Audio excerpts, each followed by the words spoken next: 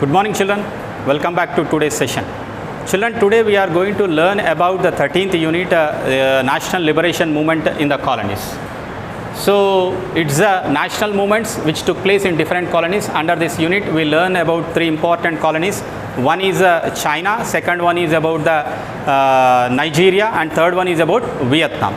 So you know it, you have learnt in class 8 how European countries controlled over most of the Latin American countries, African and Asian countries by the 19th century.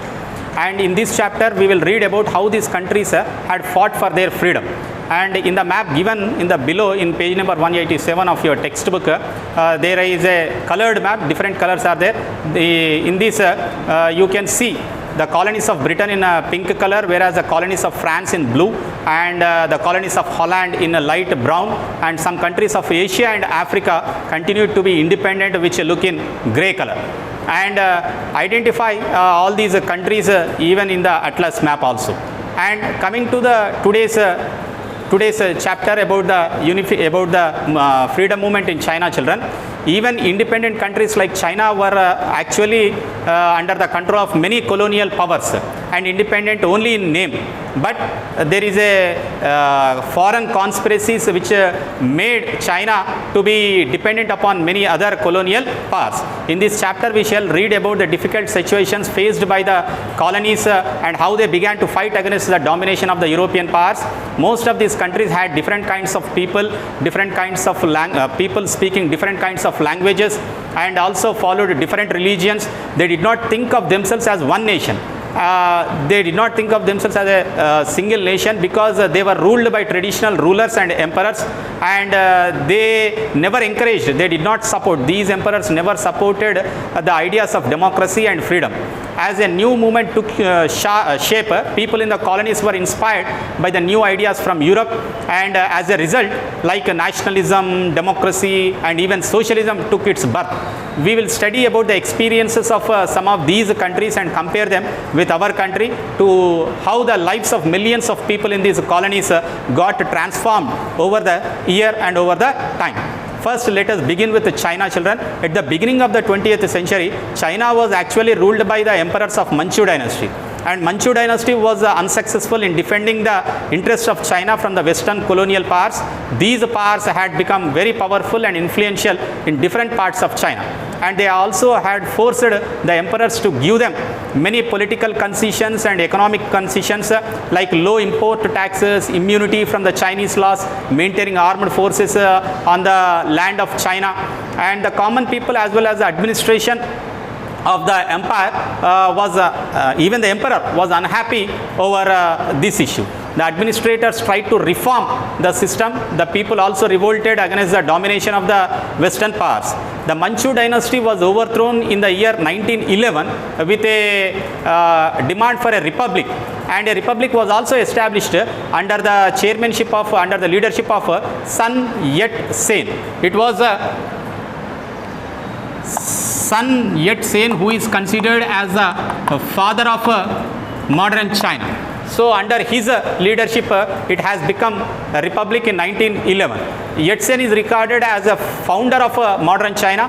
He came from a poor family. Sun Yat-sen came from a poor family, and he studied in a missionary school, and he was introduced to Christianity, and he was also introduced to democracy by these Christian missionary schools.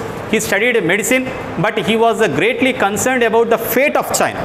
So he wanted to bring a change in the lives of the Chinese. He studied the problems of China and designed a program of action, and his program was called the three principles, that is Sun, Min, and Chui.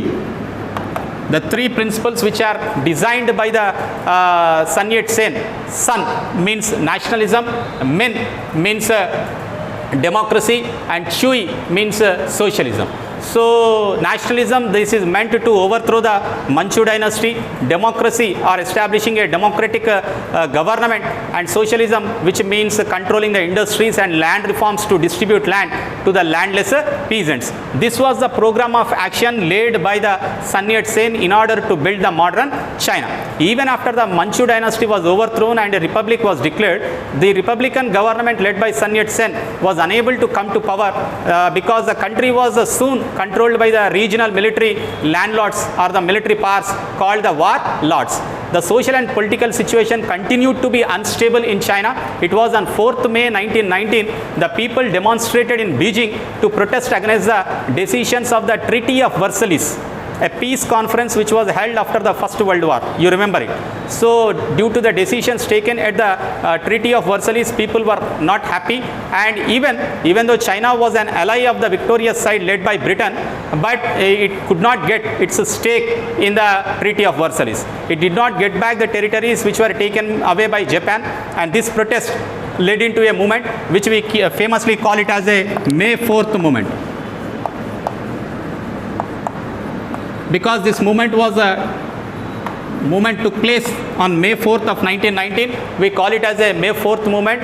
It was a demonstration which took place in Beijing. So a whole generation of people had come together to attack the old traditions and to save the China through modern science, democracy and nationalism. And revolutionaries wanted the foreigners to leave the China because they were controlling the country's resources, and they also wanted to remove inequalities and reduce poverty from the Chinese society. They advocated many changes in society, such as a simple language and script, abolishing the subordination of women and the practice of food binding. A cruel practice was present in China, food binding to the women. They wanted to abolish this food binding practice, and they wanted to allow women to have fully grown feet. And there was also a demand for equality in marriage and economic development in order to end poverty. After the Republican Revolution, the country entered a period of great disturbance because of the Kuomintang, a national people's party called Kuomintang. It is Kuomintang, children.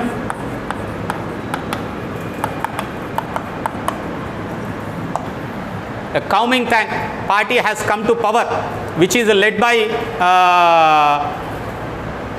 Sun Yat-sen's follower Chiang Kai-shek. So there was a great disturbance in the country between the Kuomintang party and the CCP, the Chinese Communist Party, which we call it as CCP. Emerged as two major parties in China. Both the parties wanted to unite the country and bring stability. Their aim is same. They both wanted to unite the country and bring a political stability. The Kuomintang followed the political philosophy based on Sun Yat-sen's ideas of Sun Min Chui. They identified four great needs as clothing, food, housing and transportation as the four great needs of the people. And after the death of Sun Yat-sen, the leadership of Kuomintang party is taken over by Chiang Kai-shek.